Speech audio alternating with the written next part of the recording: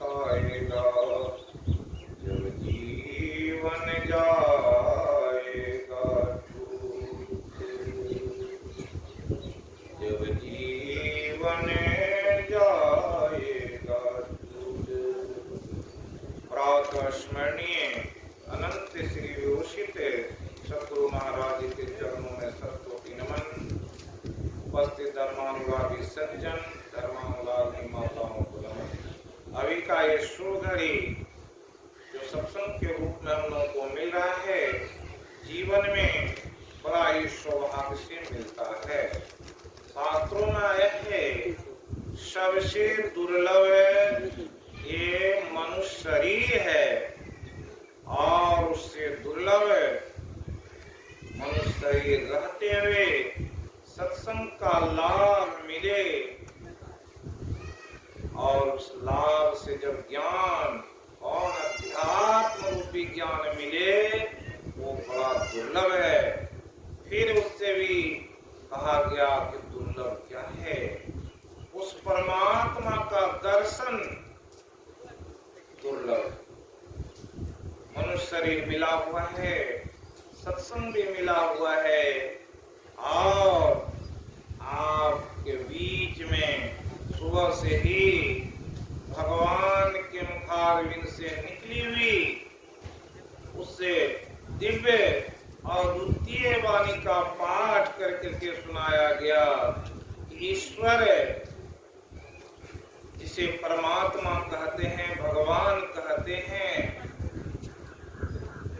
उसके बारे में बताया गया कि संसार में जो इतने जीवो गोचर जहाँ लगी, जहाँ तक आपकी दृष्टि जा रही है, वो गोचर जो दिखाई पड़ रहे हैं संसार में। लाइन से लाइन ये वहाँ से कट गया।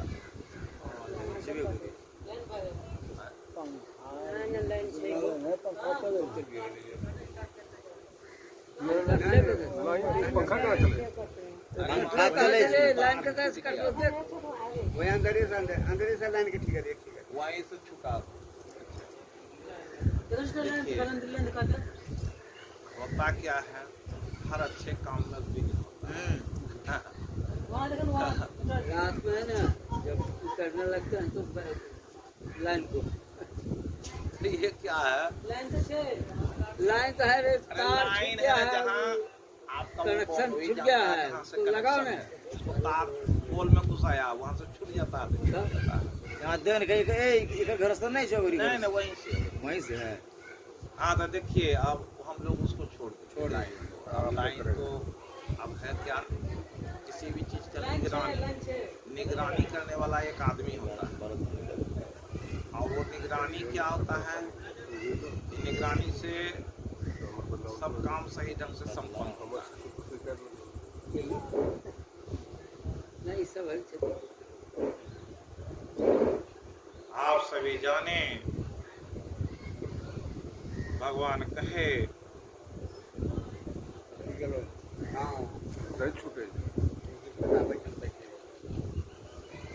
पश्चिमे पार्थ रूपानी शतस्वत सहस्रश नाना विधानी दिव्यानि नाना वर्णाकृति च। यह पार्थ है, देखो संसार में जो भी चीज दिखाई पड़े, पश्चिमे पार्थ रूपानी शतस्वत सहस्रश, कितने रूप कहे, हजारों लाखों रूप जो दिखाई पड़ रहे हैं। कैसे कि परमात्मा के सगुण साकार रूप का ज्ञान व्यक्ति को नहीं। सबसे पहले अपने बारे में नहीं जानकारी, फिर जिसको जानना है उसके बारे में जानकारी नहीं, और फिर भक्ति तो उससे बहुत दूर है। इसलिए सिद्धांत रूप में क्या है, हम लोग बहुत कुछ जानना चाहते हैं लेकिन जान नहीं पाते। इसलिए अर्जुन की जिज्ञासा थी कि हे प्रभु, हे भगवान कृष्ण, आप तो बहुत सारे योग के साधन बताए, अपने प्राप्ति का मार्ग बताए, बहुत से ज्ञान की बात कहे, लेकिन आप देखने में कैसे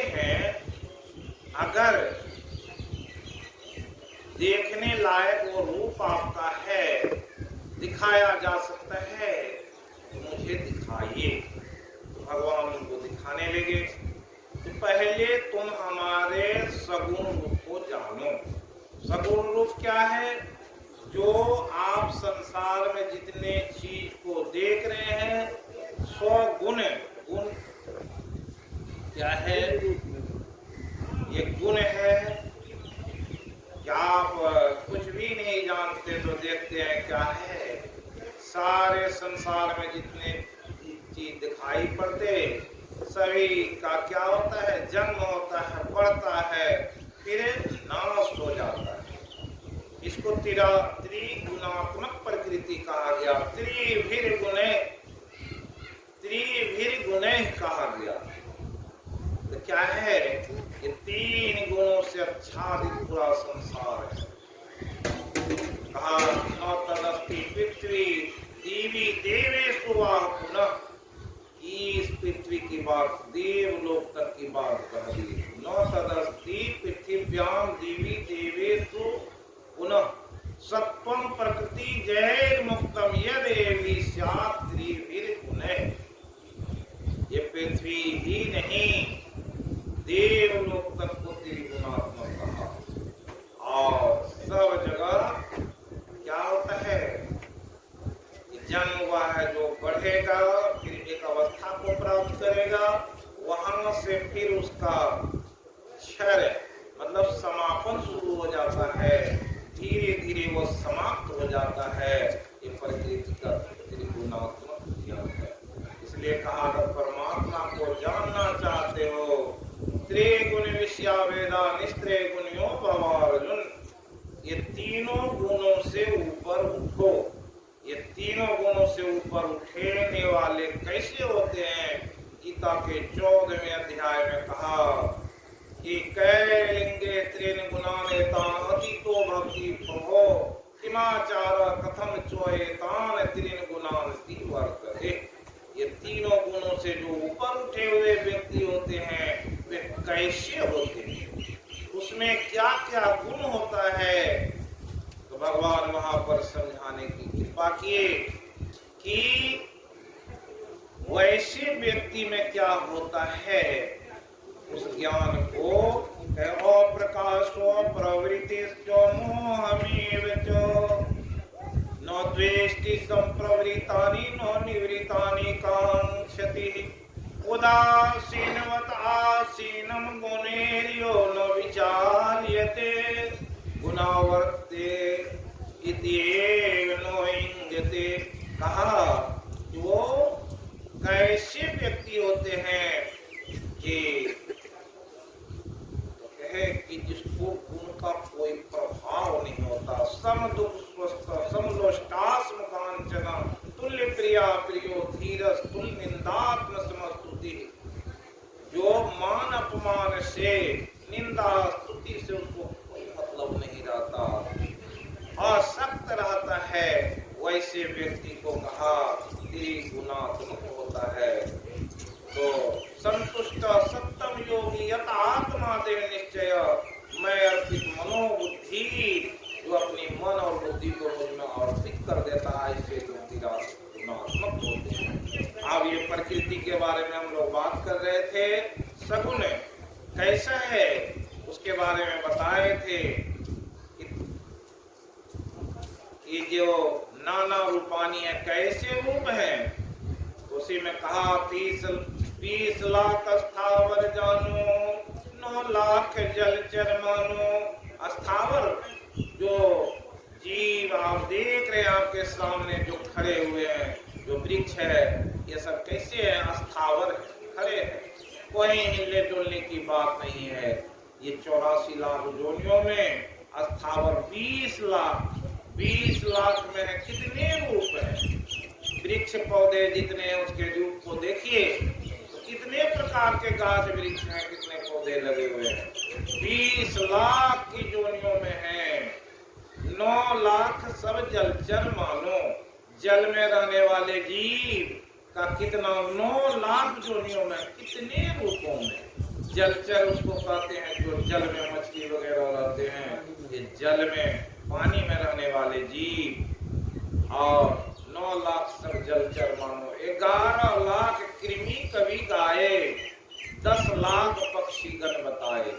11 लाख कृमि, छोटे छोटे कीड़े मकोड़े जो है उसकी जोनियों है, उसके कितने रूप हैं, और 10 लाख पक्षियों के रूप हैं। इस तरह से भगवान रूप को गिनाते हुए कहे 30 लाख पशु जानो हूँ भाई, 4 लाख बानर समुदाय। 30 लाख पशुओं की जोनी है।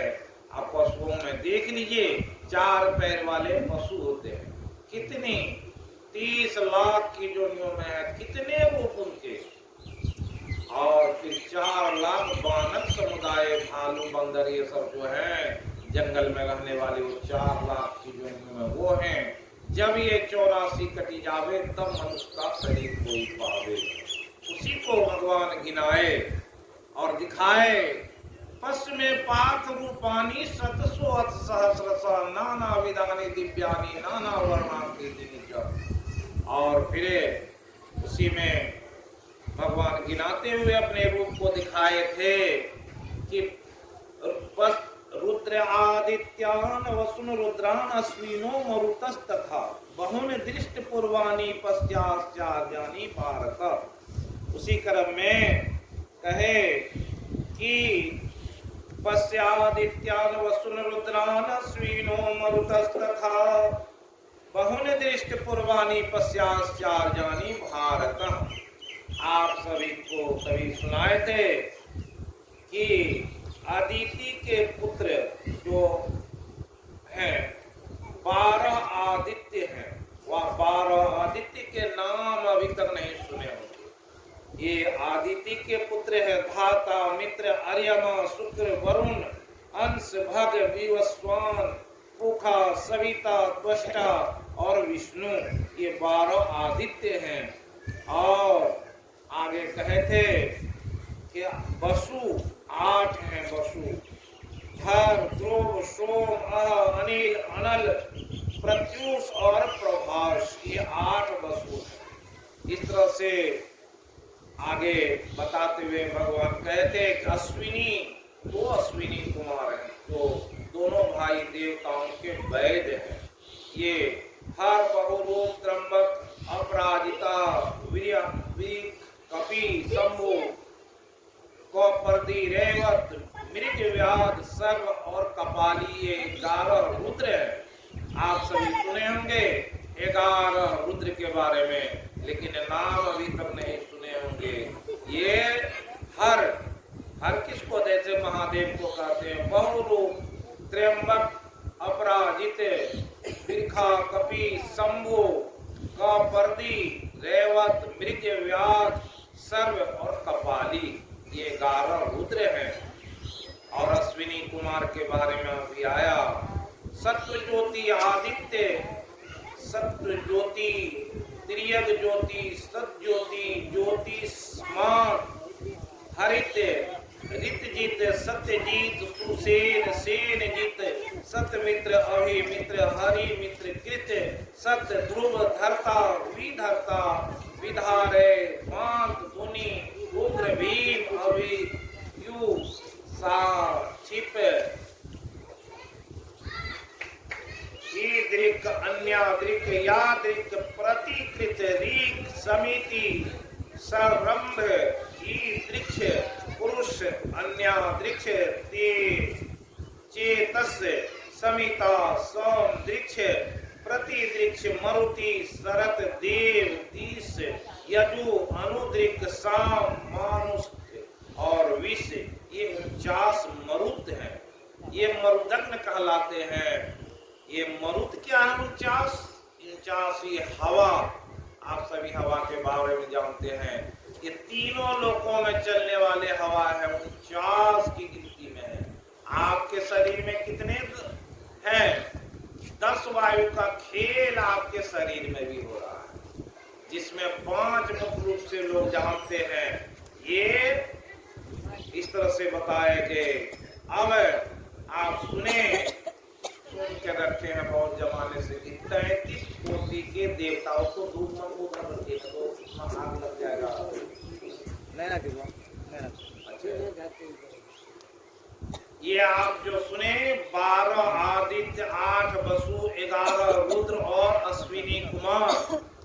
ये 33 होते हैं। इसी को 33 कोटि के देवता कहे गए। लोग बोलते हैं 33 कोटि के बारे में किसी बहुत कम लोगों को जानकारी, इसलिए कहते हैं 33 करोड़ देवता कह देते हैं। 33 कोटि के देवता है। कोटि क्या है? कैटेगरी। ये कैटेगरी जो है, जो अभी सुनाए, 12 आदित्य, 8 वसु, 11 रुद्र, अश्विनी कुमार, इस प्रकार के ये क्या है? सभी 33 कोटि के देवता हैं। और इन देवताओं के बारे में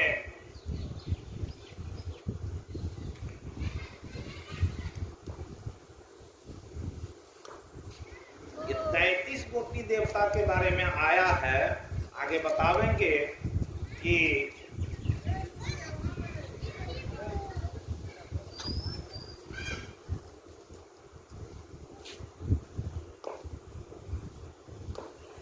आप सभी जानते हैं कि जब देवता की बारी आती है तो लोग, बहुत सारे लोग कहते हैं कि हम देवताओं की पूजा करते हैं। कौन सी देवता?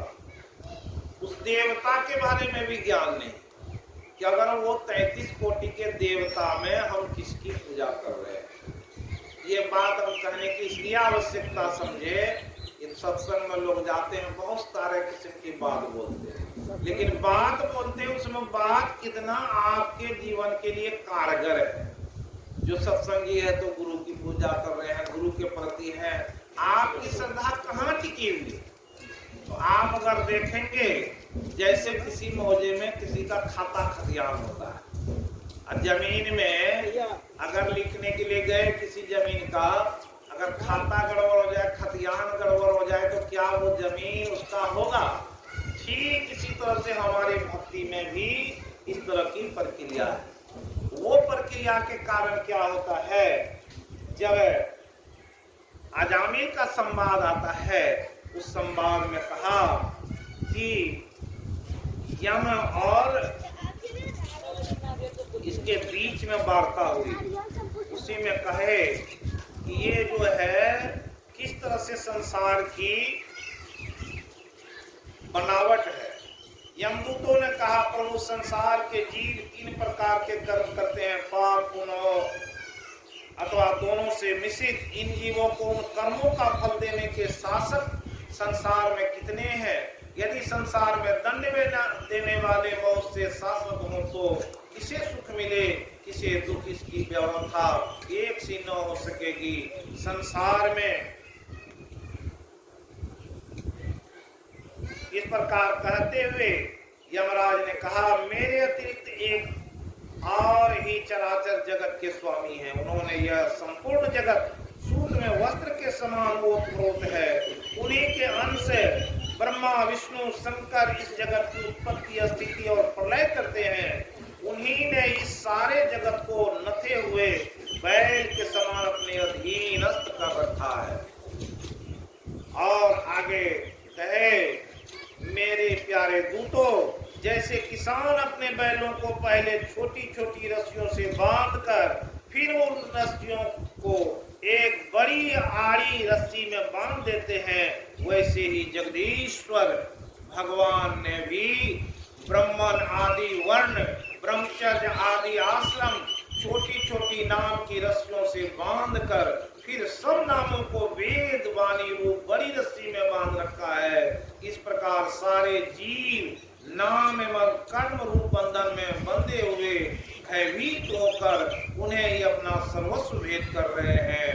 दूतों, मैं इंद्र, निर्मिति, वरुण, चंद्रमा, अग्नि, शंकर, वायु, सूर्य, ब्रह्मा, 12 आदित्य, विश्व देवता, 8 वसु, 7 49 मरुद, सिद्ध, 11 रुद्र, रजोगुण तमोगुण से रहित भृगु आदि प्रजापति और बड़े बड़े देवता, सब के सब जो सत्व प्रधान होने पर भी उनकी माया का अधीन है, तथा भगवान कब क्या किस रूप में करना चाहते हैं इस बात को नहीं जानते, तब दूसरों की तो बात ही क्या है।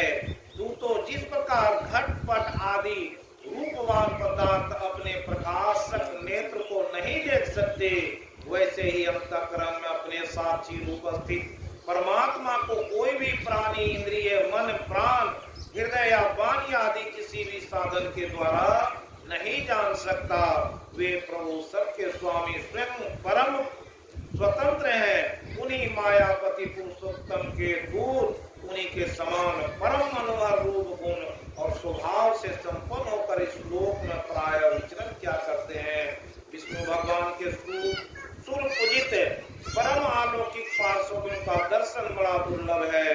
हे भगवान के भक्तजनों को उसे शत्रुओं से मुझसे और अग्नि आदि सब विपत्तियों से सर्वथा सुरक्षित रखते हैं। स्वयं भगवान ही धर्म की मर्यादा का निर्माण किया है। उसे न तो ऋषि जानते हैं न देवता या सिद्धगण ही। ऐसी स्तुति में मनुष्य विद्याधर चारण और असुर आदि को जान ही कैसे सकते हैं। अभी जो बोले कि आपको ये जो 33 कोटि के देवता ये क्या है, ये भी परमात्मा के कहीं न कहीं उससे भी जुटा है। लेकिन जो लोग भक्ति नहीं करते हैं नहीं जानते हैं उस 33 को में भी आपका संबंध नहीं।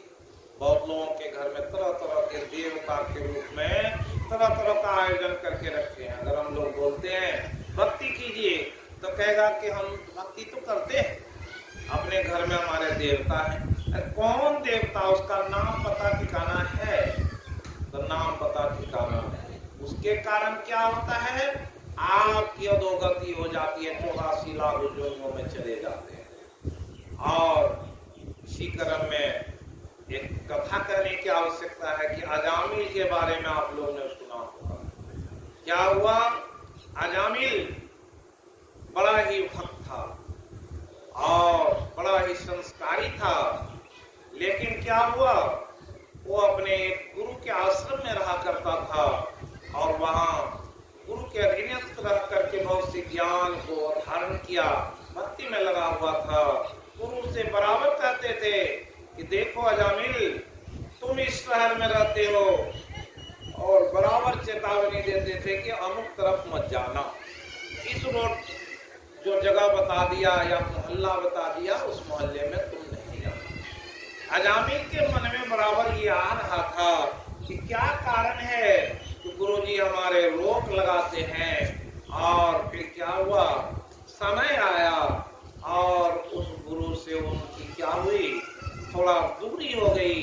जैसे हम लोग सत्संग में जाते हैं, गुरु के सानिध्य में रहते हैं, सत्संग नित और ध्यान नित अगर रोज करते रहेंगे तो गुरु से जुटे रहेंगे, लगाव लगा रहेगा, तो फिर क्या है, मन इधर उधर नहीं भटकता है। लेकिन क्या हुआ, गुरु से थोड़ा दूरी हुई, घर आया और घर आते ही उसके मन में एक जिज्ञासा लगी हुई थी कि गुरु जी बराबर मना करते हैं वो जगह मत जाना, जा करके देखते। उधर गया तो देखा क्या है, उधर वेश्यालय था और संयोगवश वो अभी तक यति या कहिए ब्रह्मचारी के रूप में रहा था। गुरु के बीच में रहा और ज्ञान संसार का नहीं था। उसकी दृष्टि पड़ी और उसके मन में क्या हुआ,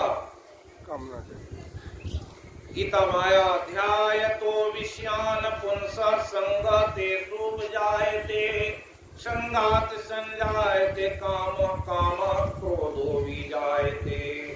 ध्याय तो विषयान पुंस, जैसे ही मन में विचार आया, देखने की इच्छा जगी, कुछ करने की इच्छा जगी, तुरंत क्या होता, ध्याय तो विषयान पुंस संगते शुभ जायते। किसी से आप कुछ सुन लिए कि अमुक जगह बड़ी कमाई हो रही है, फिर क्या होता है, व्यक्ति उस काम में लग जाता है। आज क्या स्थिति है, आज हमारा जो है समाज किस तरह से चल रहा है।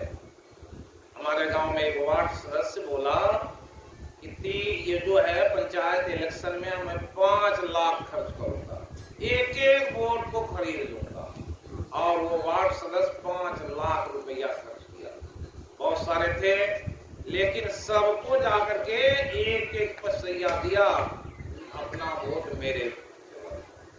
पूछे, हम हमारे पास में आया, पूछे क्या कारण है, कितना पैसा लगा है। बोला नहीं समझिएगा, 5 लाख सालाना की कमाई। 5 लाख लगा करके अगर हम वार्ड सदस्य हो जाएंगे तो समझिए 5 साल में कितना कमा सकते हैं? 25 लाख कमा सकते हैं। तो ऐसा व्यापार क्यों नहीं करें? तो आज हम लोगों के यहाँ क्या हुआ, हमारी मानसिक स्थिति क्या हुआ, उसके ध्येय में क्या आया कि इसमें बड़ा लाभ है। लाभ हुआ तो क्या हुआ, अब जो आदमी वोटर है उसको भी बड़ा लाभ समझ में आया कि 500 रुपया मिल रहा है, वो आदमी बड़ा सज्जन है, बहुत अच्छा आदर देता क्या है। अभी हम लोग आ रहे थे रास्ते में तो गाड़ी हमारी देखी, गाड़ी का बोर्ड देखा तो कुछ लोग जो है सोच रहे थे कुछ देने के लिए आया होगा कि गाड़ी सुबह सुबह। बोला क्या पैसा वैसा बांट रहे हैं आप लोग, बहुत सुबह में घूम रहे हैं। हम लोग बोले पैसा बांट नहीं रहे हैं, हम लोग देख रहे हैं आप लोगों की दुर्दशा। इस तरह से हम लोग आ रहे थे तो लोगों की क्या मनसा है, कहाँ कौन चीज मिल जाए। ध्याय तो विषयान संगते सुजाए थे। और बड़ी अच्छी बात कहा, ये 5 जो हमारी जो ज्ञान इंद्रिय है, आज क्या है, आंख से जिस चीज को देखेंगे वो विषय अंदर आपकी बुद्धि में जाता है। बुद्धि जैसे उसकी सहमति दी तुरंत वो काम करने के लिए तैयार हो जाते हैं। और कहता अगर वो काम नहीं बोलता है, क्रोधो भी जाते, अगर वो इलेक्शन में नहीं जीतता तो क्या होता, क्रोध होता है कि पैसा भी खर्च किए और जीते भी नहीं। जिन जिन लोगों को पैसा देता है उस पर क्या उससे चढ़ी रहती।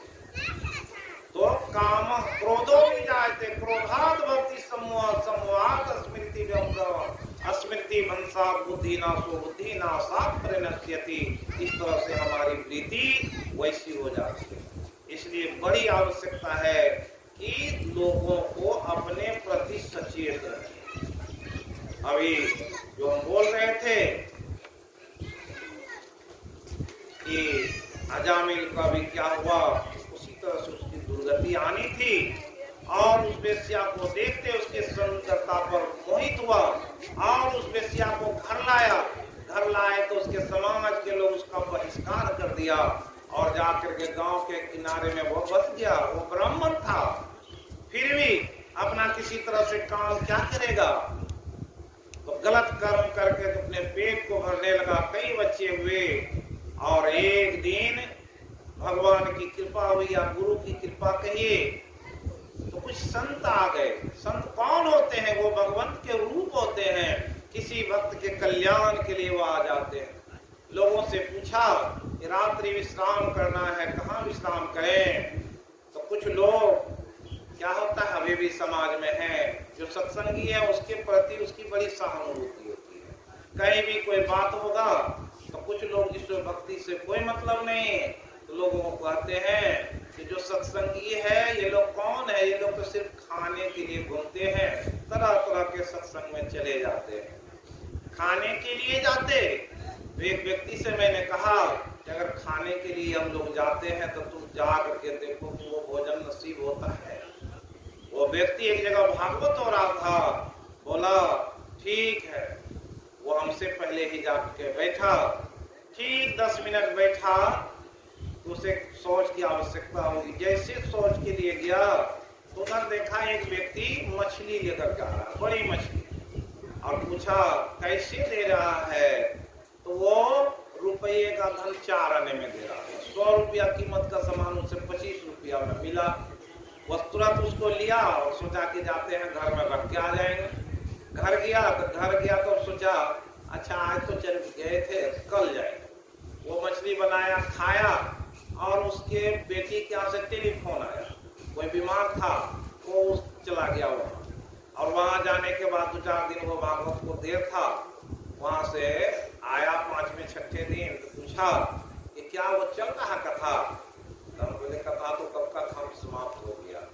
तो आप गए नहीं? तो बोला क्या जाएंगे, देखिए इस गमले को हम जो सुनाए थे आपको उसका प्रभाव हुआ कि 10 मिनट बैठ गए।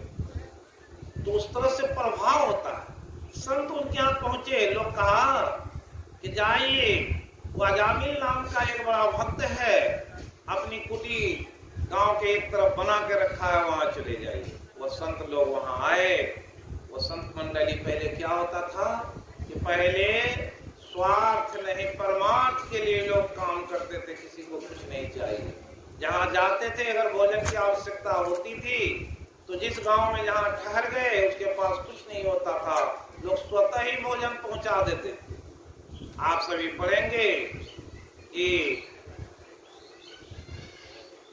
बहुत सारे संत की मंडली चलती थी। अभी उधर हम नहीं जाए, क्या हुआ कि वहां पहुंचे वो संत, देखा और संत वहां भगवान के नाम की कीर्तन करते हुए पहुंचे।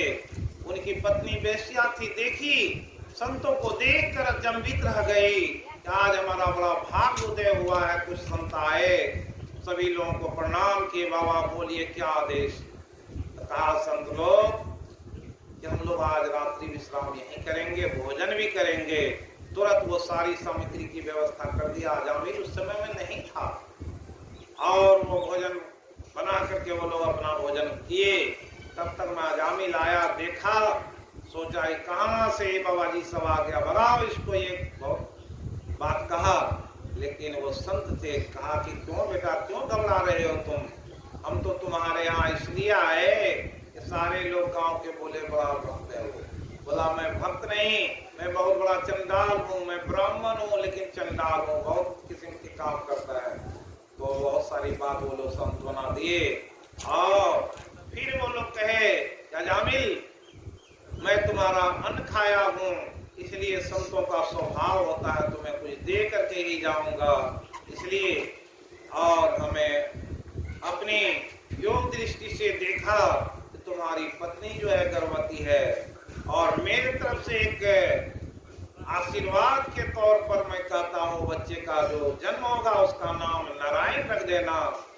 और जब अजामिल को नारायण का नाम सुना तो उसकी जो वृत्ति बदली हुई थी, वो बोला कि ठीक है महात्मा जी सब आप लोग जाइए, मैं अपने पुत्र का नारायण रख दूंगा, नारायण रख दूंगा।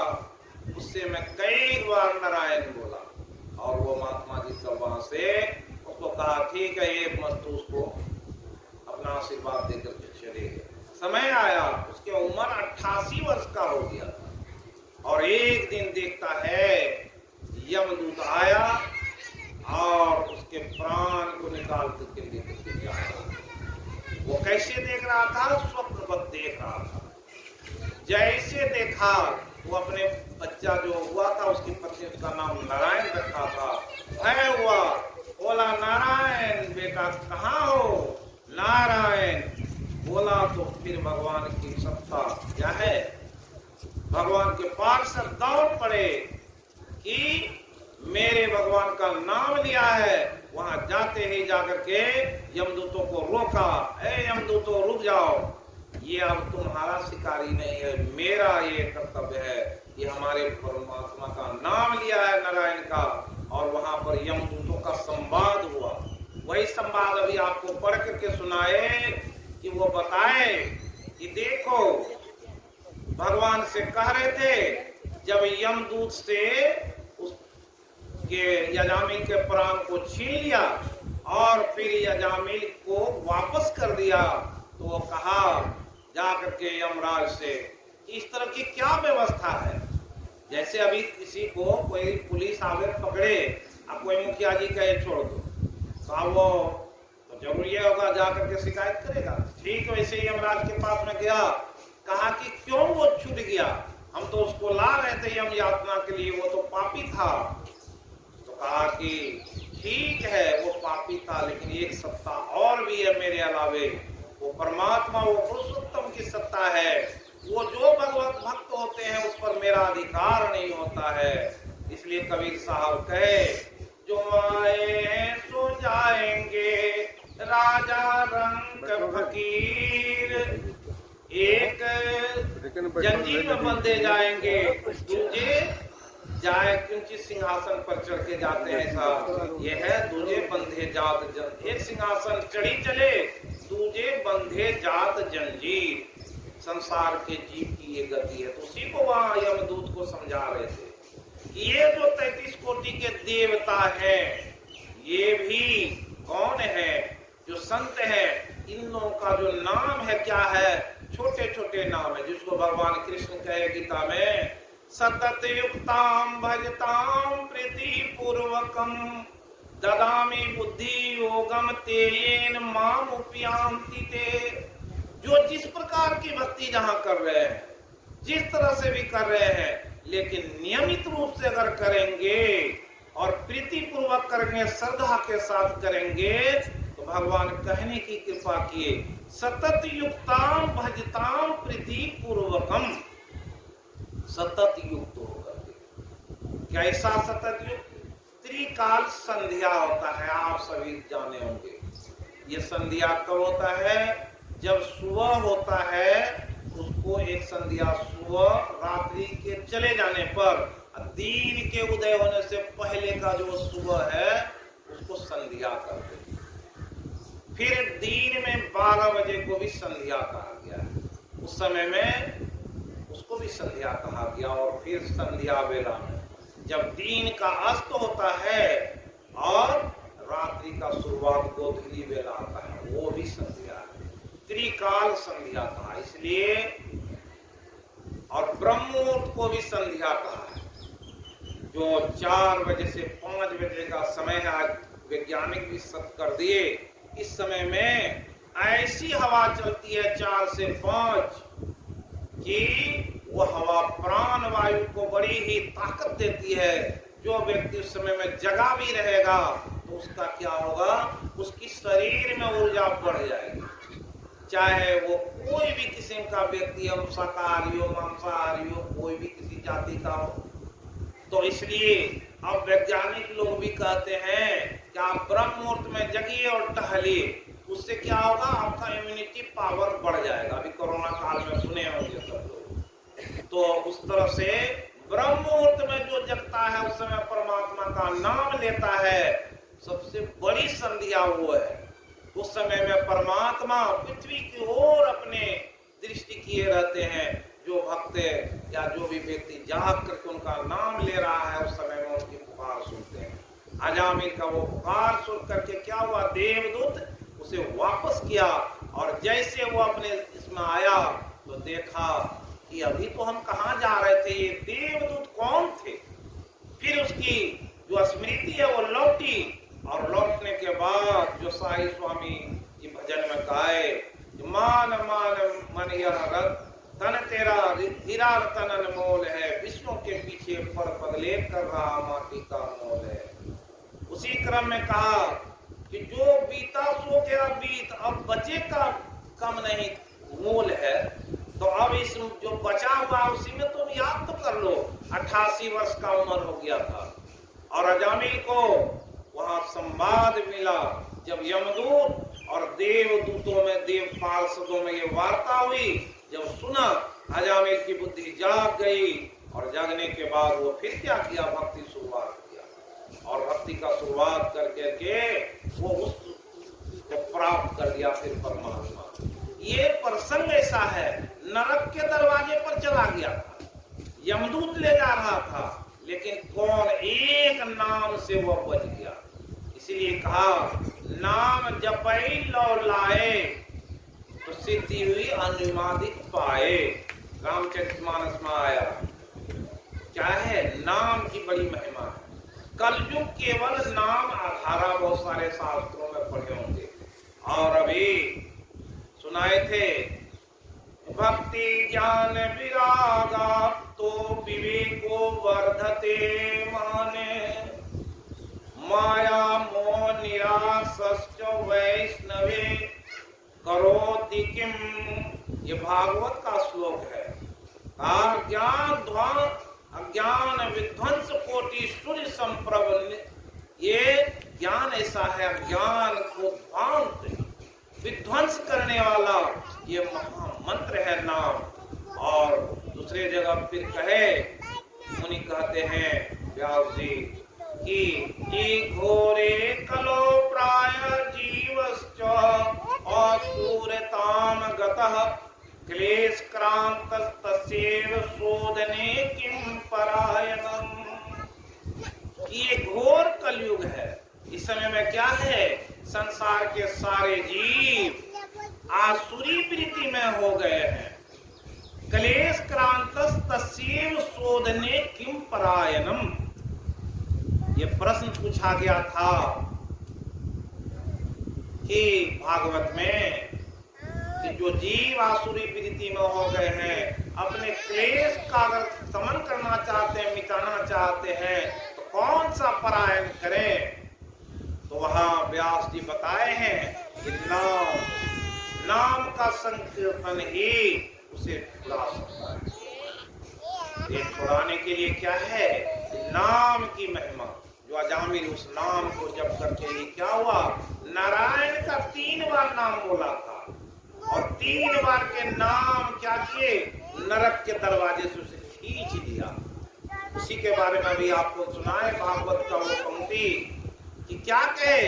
वहां भी समझाया गया कि जो ये रुद्र वसुन आदित्यान है, ये सारे देव हैं, ये 49 मरुदग्न है, जो 11 आपके अंदर भी 5 वायु है, जिसका मुख्य रूप में है क्या है, प्राण वायु, अपान वायु, समान वायु, उदान और व्यान। ये 5 वायु का शरीर में खेल चल रहा है, और ये 5 वायु में 2 वायु का बड़ा भारी खेल है, प्राण वायु और अपान वायु। ये प्राण वायु अपान वायु से ही भक्ति का शुरुआत है, और इसी के द्वारा जो भक्ति होती है उससे आपका सुमिरन हो जाता है। कबीर साहब कहे, क्या कहें कि हमारे राम नाम धन खेती। सुने होंगे आप लोग, हमको राम नाम व्यापारी, और लादे कासा पीतल, हम तो लादे नाम धनी का। ये सुने होंगे कबीर साहब की बात। और उसी क्रम में कहे कि निरंजन माला फिरे घट में बारंबार, आवे ऊपर जाए नीचे। अब व्यथा क्या है, श्वास श्वास दमाद, संसारी जन जाने नहीं, व्यथा श्वास श्वास दमाद। निरंजन माला फिरे घट में बारंबार, ये जो है ये निरंजन माला सबके घट में हो रहा है। जिसको गुरु महाराज कहे, राम नाम अमर नाम भजो भाई सोई, सोई सत धुन सब घट घट हुई, परान पश्यंती न मदमान वैखरी। क्या है, परा पश्यंती मदमा वैखरी। 4 प्रकार के नाम का वर्णन आता है। ये चारों प्रकार के नामों का वर्णन क्या है, सबसे आप 84 लाख जोनियों के बारे में जाने। ये 4 प्रकार के जोनियों में भी विभाग है, और उसी प्रकार नाम का भी विभाग किया गया है। जो कीर्तन करते हैं, जोर जोर से बोलते हैं, ये क्या है, आपकी वैखरी वाणी है। संसार में सारे जीव इस वाणी में बोल रहे हैं, भगवान का नाम उस वाणी से भी लिया जाता है, वैखरी है। तब क्या है, परान पश्यंती मध्यमा। मध्यमा क्या कहते हैं, उसको पांसु जाप के बारे में कहा गया, जो धीरे बोला जाता है। तब क्या आता है, पश्यंती। और तब परावाणी है, जो परमात्मा की वाणी है। वो ये चारों नाम के बारे में आया है। नाम में भी जानने की आवश्यकता है। जो ये चारों नाम को जानेंगे, इसकी विधि जानेंगे, तो परमात्मा के यहाँ पहुंचने में कोई देर नहीं है, उसका साक्षात्कार हो जाएगा। अजामिल क्या किया, ये चारों वाणियों पर गुरु बता दिए, चारों को ये कर लिया। आप सभी जानते हैं बहुत सारी बात को, लेकिन क्या है, अभी हम लोग पढ़े सुबह में भगवान के उस लीला के बारे में बता दिए। भगवान कहाँ है, भगवान के ये रूप क्या कहे भगवान, यहाँ से ऊपर क्या है, भगवान का जो रूप है वो दिखाए विश्व रूप। उस विश्व रूप में 4 विभाग किए, ब्राह्मण क्षत्रिय विषाम शूद्रा नाम चो परंतप, कर्माणि प्रविभक्तानि स्वभाव प्रभाव गुणे। स्वभाव प्रभाव के अनुसार मैंने 4 प्रकार का विभक्त कर दिया है। परमात्मा के जो जीव हैं वो किस तरह से विभक्त किए गए हैं, ये 84 लाख जोनियों में संसार में विश्व रूप का जो दिखाया गया, उसमें क्या है, सबसे ऊपर, यहाँ से ऊपर जो है ब्रह्म का वास है।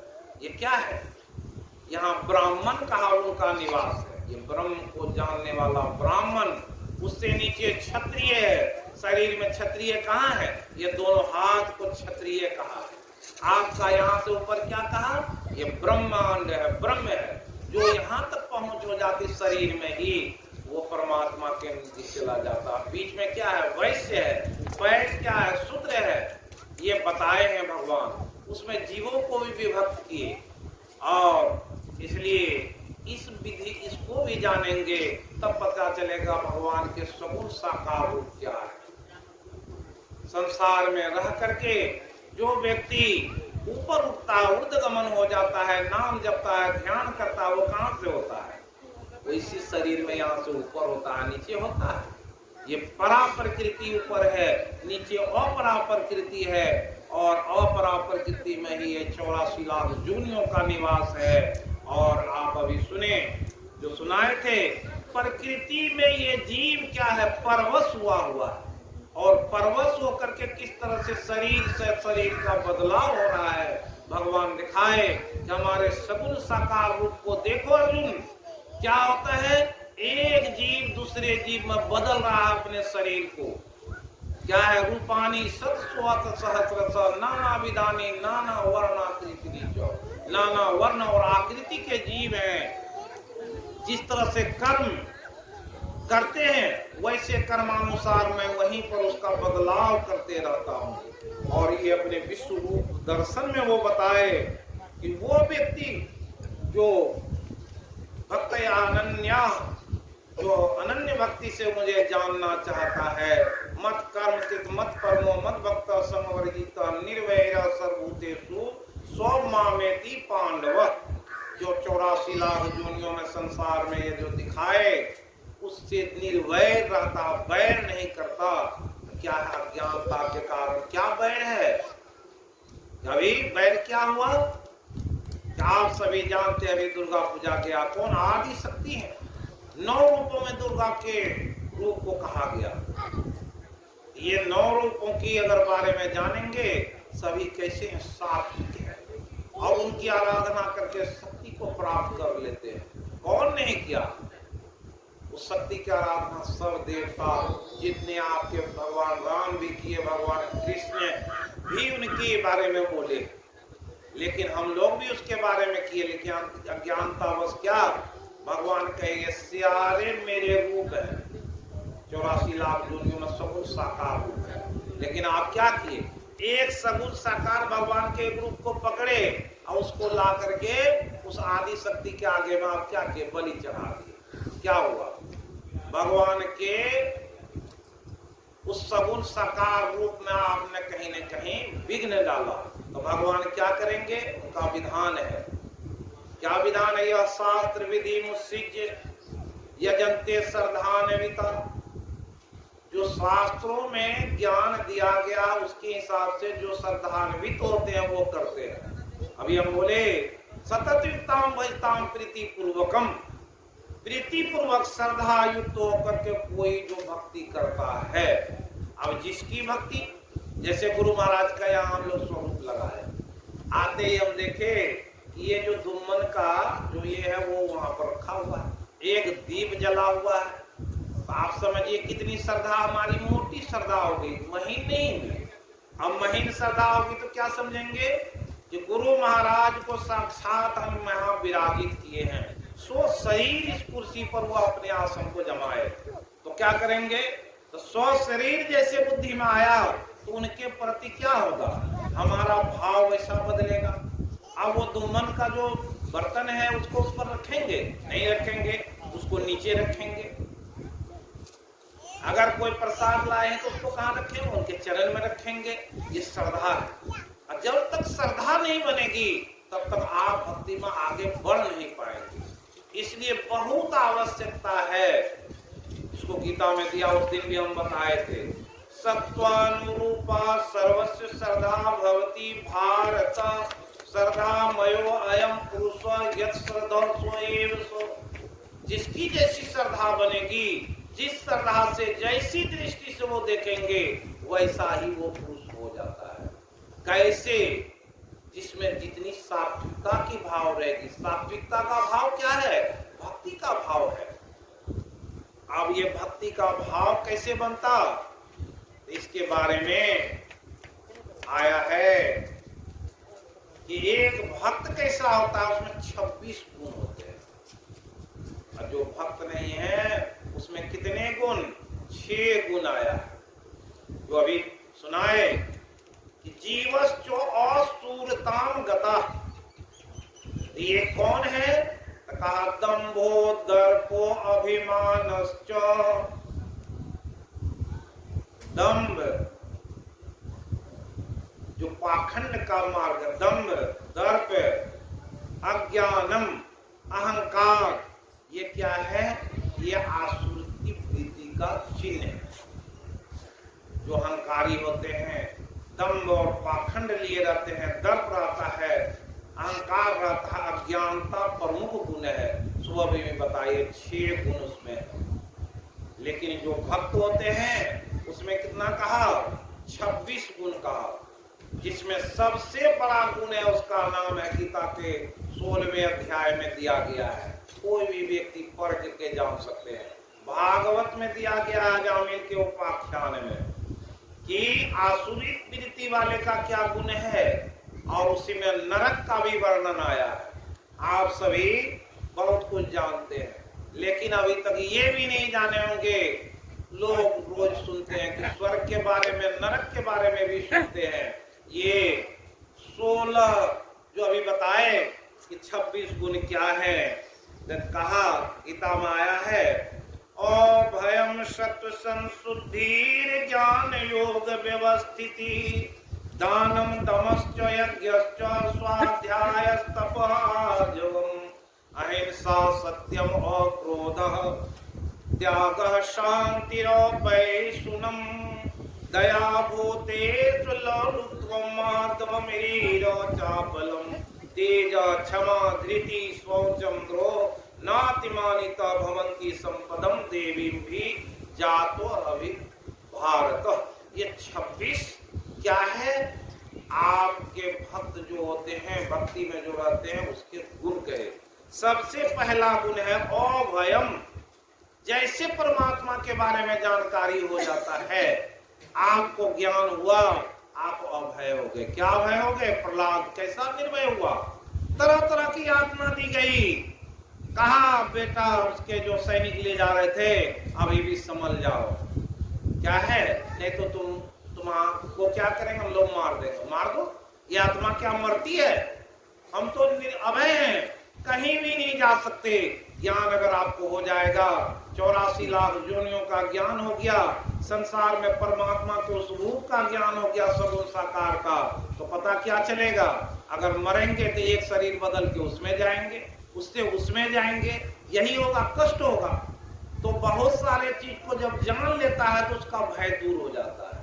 भय कब दूर हो जाता है? जब मालूम हो गया, संत सेवी जी महाराज कहे भक्तों को, तो जो ध्यान करता है तो क्या होता है? उसका अधोगति कैसे होगा?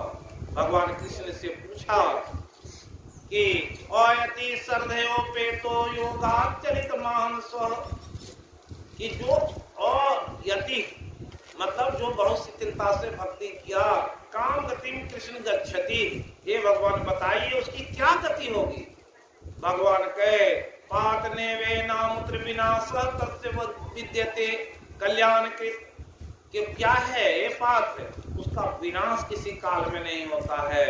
और वो क्या कहा? वो लोकानुसित्वा शाश्वती तमा शुचि नाम श्रीमताम जे योग भ्रष्टो भी जायते। अगर वो योग भ्रष्ट जाएगा तो कहाँ जाएगा? स्वर्ग में भी जाएगा। वहां अगर उसके ध्यान में वो निपुण हुआ है, अपने उस स्थिति में पहुंचा है, तब तक रहेगा। लोकानुसित्वा शाश्वती समा, जब तक वो स्वर्ग में रहना चाहे तब तक रहेगा, वो नीचे नहीं आता है। और अगर आएगा भी, किसी का दो गति होगी तो कहाँ? योगी नाम कुले भक्ति धीमताम, योगियों के कुल में वो जाएगा। कैसे जाता है योगी के कुल में? उसका भी वर्णन शास्त्रों में आया है कि जैसे जो संत आते हैं वो क्या करते हैं? पुत्र तो किसी का रहता है, जब ज्ञान दे देते वो भी पुत्र हो जाते हैं। योगियों के यहाँ कैसे उसका जन्म होगा? तो योगी के जो भगवान गुरु महाराज कहे, बनो संत संतान शब्द कहा है, ये संत के संतान आप कैसे बनते हैं? ज्ञान दीक्षा मिला, संत के संतान बन गए, वहां भक्ति करके फिर क्या है, वो मुक्त हो जाता है। उसी को कहा अभयम हो जाएगा। कौन? सत्व संशुद्धि ज्ञान योग व्यवस्थिति, सात्विकता उसमें आ जाएगी और शुद्धि उसमें अपने आप आ जाएगा। ज्ञान योग व्यवस्थिति, ज्ञान योग की व्यवस्था क्या है? गुरु महाराज बता दिए 5 टाइम ध्यान करने के लिए। ब्रह्म मुहूर्त में उठो, ध्यान करो, तो ध्यान करेंगे, ये ज्ञान योग व्यवस्थिति हो गया। दानम, उसमें दान देने की भावना होती है। दमश्च, अपने इंद्रियों का दमन करने का स्वभाव हो जाता है। यज्ञश्च, हम लोग रोज जो ध्यान करते हैं उसमें मंत्र का जाप करते हैं, उसको यज्ञ की संज्ञा दी गई है। स्वाध्याय तपः आर्जवम, स्वाध्याय हम लोग रोज करते हैं, शास्त्रों को पढ़ते हैं, स्वाध्याय हो जाता है। तप हो जाता है, जो ध्यान करते हैं उससे क्या, वो भी तप है। आप 5 टाइम घंटों बैठते हैं, वो तप है। आर्जवम, सरलता आ जाती है, अहिंसा का भाव रहता है, सत्य पर आधारित रहता है, क्रोध का भाव होता है, त्याग हो जाता है। कहीं भी कुछ उलझन देखा, चलो उसको त्याग देते हैं। शांति अपैशुनम, उसमें शांति का भाव होता है। अपैशुनता उसमें नहीं रहती, वो चुगलखोरी नहीं करता है। क्या है?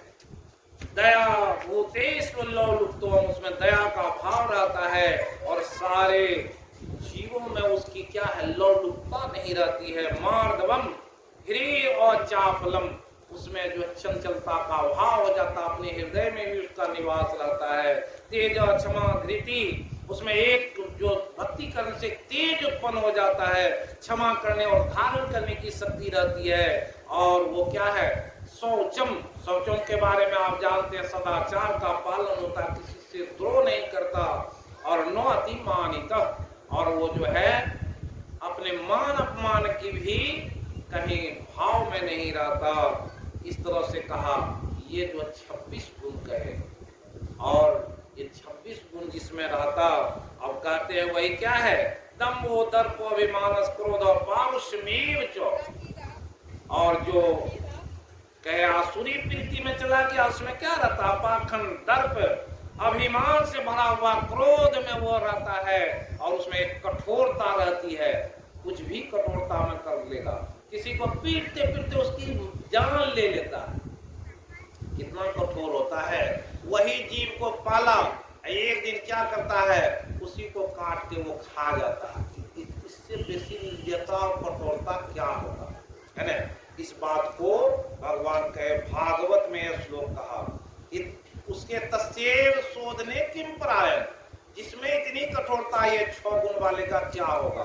तो उसको कहा क्या होगा? अजामिल के संवाद में आया, ये जो नरक है वो कितने 28 है, और वो 28 नरक के बारे में लोगों को ज्ञान नहीं।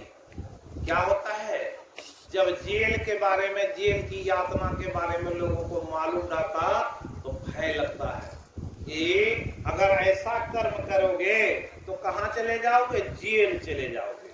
उस जेल का भी वर्णन आज आप सुन लीजिए। इसलिए हम कहे थे बहुत सारे लोगों को आइए सत्संग में, आइएगा तो आपको कुछ विशेष बात की भी जानकारी हो। 33 कोटि देवता को कितने लोग जानते? आज वो देवताओं के बारे में भी मैं शास्त्रों से आपको बताया, वो 33 कोटि देवता कौन है। उसी तरह से नरक के बारे में जानिए। तो कहा, ये नरक के बारे में कहा, तत्रे कम नरकानेका विसंति गण्यन्ति अततांस्ते राजन नाम रूप लक्षणो अनुकर्मस्यात् तमिश्रो अंधो मिश्रो रौर्वो मानो रौर्वो कुंभीपाक कालसूत्रम आसीपत्र वनम सुकर्मुख अंधकूपः कृमि भोजन सदंसः तप्त सुरमी वज्र कंटक सालमलि वैतरणी प्योदः प्राणरोधो विससनम लाला भक्षः सार में याद अनवीची गय पान मीति किंच छार कर्दमो रक्षो गण भोजन शूल प्रोतो दंत सुको अवट निरोधनम पर्यावर्तन शुचि मुख मिते अष्टमा विसंति नरका विविध यातना भूमय।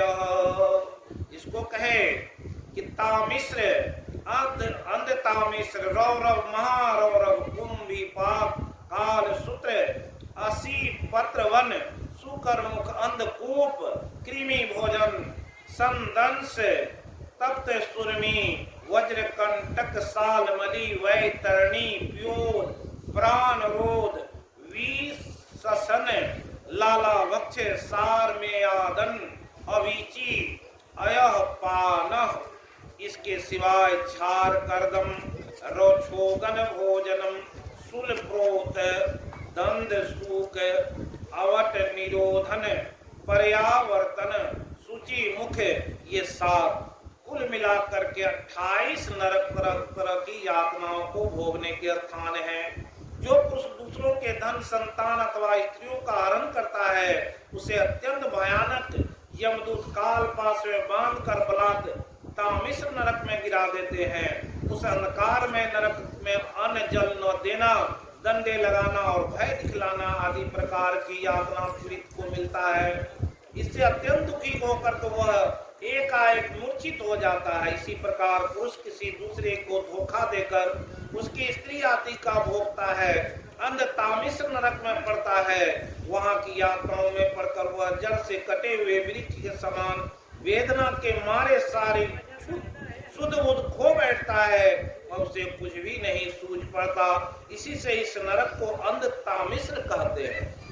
जो पुरुष इस लोक में या शरीर में ही रहकर कहता मैं हूँ, ये स्त्री धनादि मेरे हैं, ऐसे बुद्धि वाले को, ऐसे कुटुंब में ही पालन पोषण में लगे हुए को जो रहते हैं उसे रौरव नरक में गिरना पड़ता है। इस लोक में उसने जिन जीवों को जिस प्रकार कष्ट पहुंचाया है वो परलोक में यातना यम यातना का समय आने पर उस जीव को रूरू होकर उसी प्रकार रौरव नरक में उसे डाला जाता है। इसलिए इस नरक का नाम रौरव पड़ा है। रूरू सर्प के जैसा एक ऐसा क्रूर स्वभाव वाला जीव है जो उसे महारौरव नरक में क्या करता है, उस व्यक्ति को उसके क्या करता है, उसे नोच नोच करके खाता है। क्रूर मनुष्य इस लोक में अपना पेट पालने के लिए जीवित पशु या पक्षियों को जो रामता है, हृदयहीन राक्षसों के जैसे उस पुरुष को यमदूत कुंभी पाक नरक में ले जाकर के खौलाते हुए तेल में उसे भी क्या करते हैं, उसी प्रकार से रांधते हैं जिस तरह से उसे तेल में यहाँ करकाया गया। जो मनुष्य इस लोक में माता पिता ब्राह्मण और वेद से विरोध करता है, यमदूत उसे काल सूत्र में के नरक में डाल देता है। इसका घेरा 10,000 योजन तक है। इसकी भूमि कैसी है, तांबे के समान है।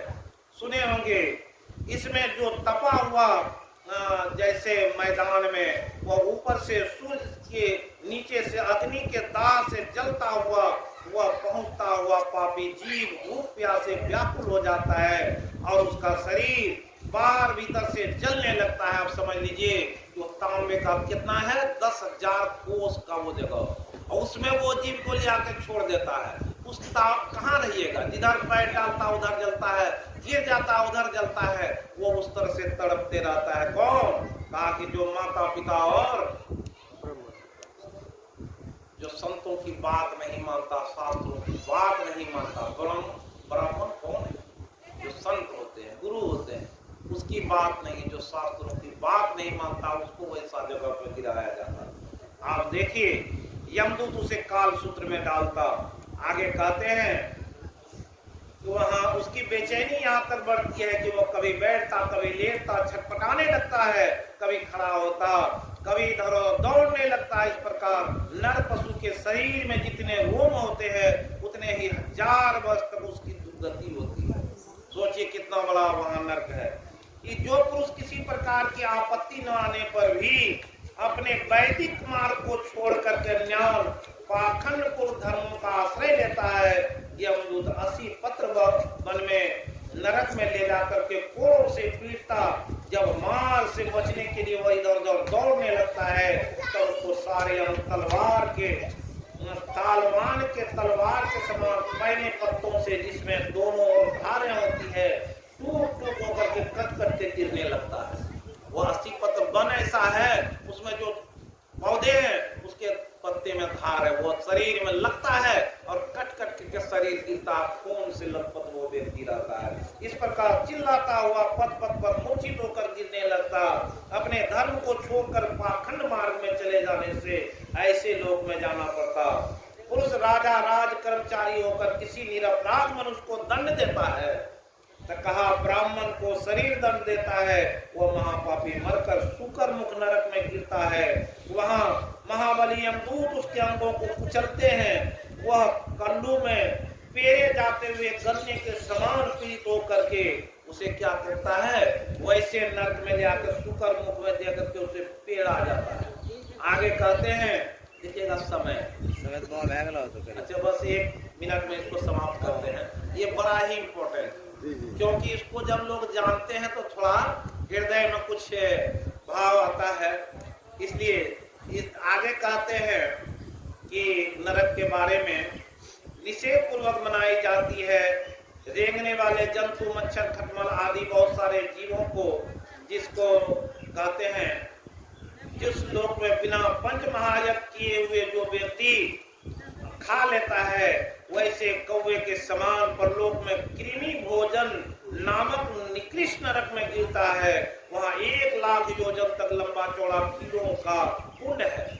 उस कुंड में जो अपने सिर्फ खाता, दान नहीं करता, और जीवों को जो संसार में 84 लाख योनियों में छोटे मोटे उसी कहते महायज्ञ के बारे में, तो बहुतों को खिलाना चाहिए, जीव जंतुओं को खिलाना चाहिए। जो नहीं खिलाते उसको कृमि, उस योनि में कृमि पाक में गिरा दिया जाता है। इस तरह से बताते हैं कि जो राजा राजपुरुष इस लोक में जन्म पाकर धर्म मर्यादा का उच्छेद करते हैं, उससे मर्यादा अतिक्रमण के कारण वैतरणी नदी में भटके जाते हैं। नरकों में खाई के समान उसमें मल मूत्र पीव रक्त केश नख हड्डी चर्बी मांस आदि का उसमें जल होता है। उस में डाल बैतरणी के बारे में सुने हैं, उसमें क्या रहता है, यह एक खून और पीव की वो नदी है। उसमें भूख प्यास सताता है तो क्या खाएगा, वही खाना वही पीना है। तुमको तो यही अच्छा लगता था, तुम तो सड़ी गली चीज खाते थे, तुम तो तरह तरह से जीव को इस तरह से परेशान करके खाते थे। तुम इसमें खाओ, वही तो तुमको मिल रहा है, वही रक्त तो है, वही तो मांस है, खाओ तुम। उसे क्या कहते हैं, बैतरणी कहते हैं, जिसे ब्राह्मण लोग कहते हैं कि गाय दान कर दीजिए, उसके पैर पूंछ को पकड़ करके बाहर हो जाएगा, वो बैतरणी को जानिए। पाखंडी लोग पाखंड पूर्ण यज्ञों में पशुओं का वध करते हैं, वे नरक में डालकर वहां के अधिकारी पीड़ा देते हैं। जो द्विज कामातुर होकर अपनी सवर्णा मर्यादा को ये कहते हैं, उसको लाला भक्ष नरक में डाल करके बीज पिलाए जाते हैं। इस तरह से कहा, चोर अथवा राजा सत्पुरुष इस लोक में किसी भी घर में आग लगा देता है, विष देते हैं, गांवों में व्यापारियों की टोलियों को लूट लेते हैं। मरने के पश्चात सार में यादन नामक नरक में ब्रज की सी दाढ़ों वाले 720 यमदूत कुत्ते बनकर उससे पेट से काटते। वहां जब जाता तो क्या था, वैसे कुत्ते हैं, उसको नोचता है, काटते रहता है। जो चोरी का काम किया, जो दूसरे को ठगता है, लूट लेता है, उसके बारे में दिया। सोचिए, नरक की पत्थर की भूमि जल के समान जान पड़ती है, इसलिए इसका नाम अविचीमान है। वहां गिराए जाने पर, टुकड़े टुकड़े हो जाने पर प्राण नहीं निकलते, इसलिए इसे बार बार ऊपर ले जाते, पटका जाता है। इस प्रकार यमदूत अधपान नामक नरक में ले जाते और छाती पैर रखकर उसके मुंह से आग से जलाया जाता, लोहा डाले जाते। जो लोग निम्न श्रेणी का होकर भी अपने मान के कारण जन्म तप विद्या आचार वर्ण आश्रम इस सारे मरने के बाद छाड़ कर दम नरक में जाते। जो पुरुष लोक में नर मेधादि द्वारा भैरव यक्ष राक्षस आदि यज्ञ करते हैं। स्त्रियां पशुओं के समान पुरुषों के साथ पुरुषों को खा जाती, उन्हें पशुओं की तरह मारे हुए जाते। यमलोक में राक्षस होकर तरह तरह की यातना देते हैं। रक्षोगण भोजन नामक नरक में कसाईयों के समान कुल्हाड़ी से काट काट के लोग पीते हैं। इस प्रकार मांस भोजी पुरुष उनका मांस भक्षण करके आनंदित होता है, उसी प्रकार से उनका रक्तपान करते हैं। आनंदित होकर नाचते गाते इस लोक में जो वन गांव के निरपराध जीवों को सभी अपने प्राणों को रखना चाहते, इस प्रकार उपायों से फुसलाकर अपने पास बुला लेते और फिर उसे कांटे से बेंध कर रस्सी से बांधकर खिलवाड़ करते हैं, तरह तरह की पीड़ाएं देते। उसे मरने के पश्चात यातनाओं के समान शूलप्रोत नामक नरक में शूलों से बेधा जाता। वो समय उन्हें भूख प्यास सताती है और कंक बटेर आदि तीखी नोक वाले नरक के भयानक पक्षी नोचते लगते और इस प्रकार वो सताए जाते हैं। इस प्रकार सर्पों के समान स्वभाव वाले पुरुष जीवों को पीड़ा पहुंचाते। इस प्रकार 2800 नरक का इसी तरह से वर्णन किया गया है शास्त्रों में। ये क्या है? ये भागवत महापुराण में अजामिल को जब जा रहा था, इस नरक को वो देखा। भगवान आप सभी जानते हैं, इस नरक को देखने के लिए युधिष्ठिर को भी ले जाया गया और देखा, और देख करके और आप परीक्षित के पुत्र जन्मेजय भी गए थे देखने के लिए, नरक को देख कर आए। और जब अपने पूर्वजों को पितरों को वहां देखा तो पूछे कि इसका क्या उपाय है। जैसे अभी सुने कि वैष्णवे किम कृतम, जो वैष्णव होते हैं, जो विष्णु भक्त होते हैं, परमात्मा के भक्त होते हैं, वो क्या करेंगे? भक्ति ज्ञान विरागा तो विवेको वर्धते महान। वो भक्ति ज्ञान और वैराग को बढ़ाने के लिए अपने विवेक क्या बुद्धि को बढ़ा लेता है और वो सारे नरकों की यातनाओं से मुक्त होने का उपाय जान लेते हैं। किससे जानते? संतों से जानते हैं। इसलिए कबीर साहब एक बड़ा अच्छा भजन गाए कि हीरा हेराए गेल कचरे में। एक भजन वो गाए, हीरा हेराए गेल कचरे में, कोई बतावे पूरब कोई बतावे पश्चिम, पंडित बतावे निज पतरे में। क्या कहा कि कोई जो है बताता है पूरब भगवान है, कोई कहेगा पश्चिम, कोई कहेगा इधर है, कोई उत्तर है, कोई दक्षिण। इस तरह से वो उसको कहे है। आगे बताए योगी यति सन्यासी तपती, जीवन बीते लग नखड़े में, है ना? हीरा हेराए गेल कचरे में। क्या होता है? जो थोड़ा सा सत्संगी हो गया, यति कहते हैं। जो थोड़ा धर्म के रास्ते पर चलता है उसको यति कहते हैं। उससे आगे कौन है? सन्यासी। योगी यति सन्यासी तपसी, है ना? ये क्या करते हैं? जीवन बीतेलग नखड़े में। अब उसका नखड़ा क्या है आप सभी जानते हैं। तरह जो आए तो अपनी बहुत सारी बात ऐसे बताते हैं। एक छोटी सी बात और बता देते हैं कि उसी क्रम में हम लोग कितना परिपक्व होते हैं सत्संग में। आप टीएन सेशन का नाम सुने होंगे, उनका एक बार संवाद छपा। वो किसी तांत्रिक ने कहा कि एक जैसे वो चोचा होता था ना, उसका वो पता का जरूरत था। तो टीएन सेशन अपनी गाड़ी लिए चले गए कहीं, वहां देखा कि बहुत सारा वो है।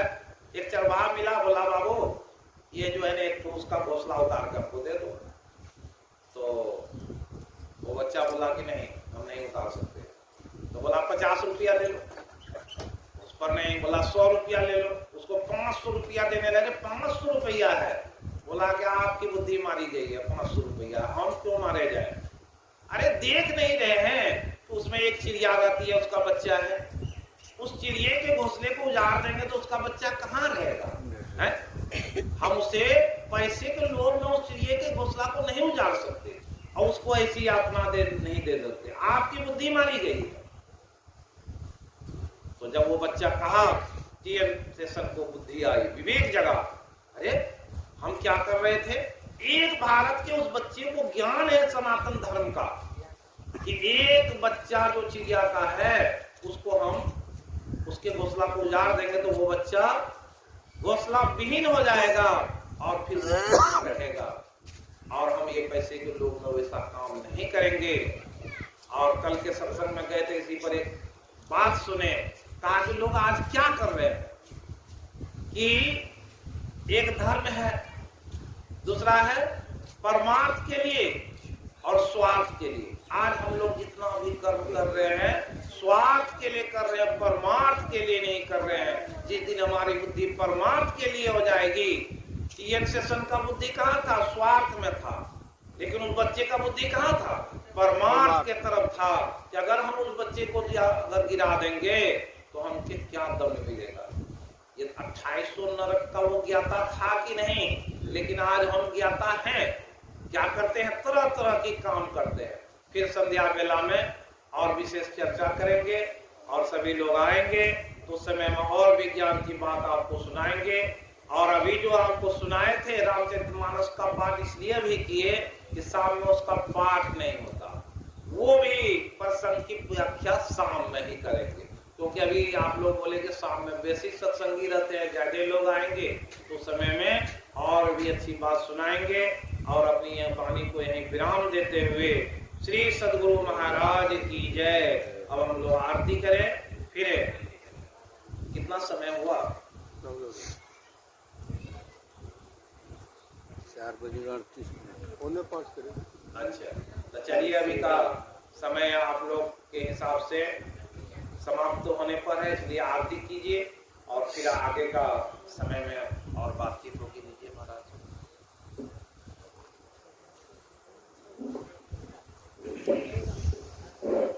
श्री सद्गुरु महाराज की जय। श्री सद्गुरु महाराज की जय। श्री सद्गुरु महाराज की जय। और सतगुरु के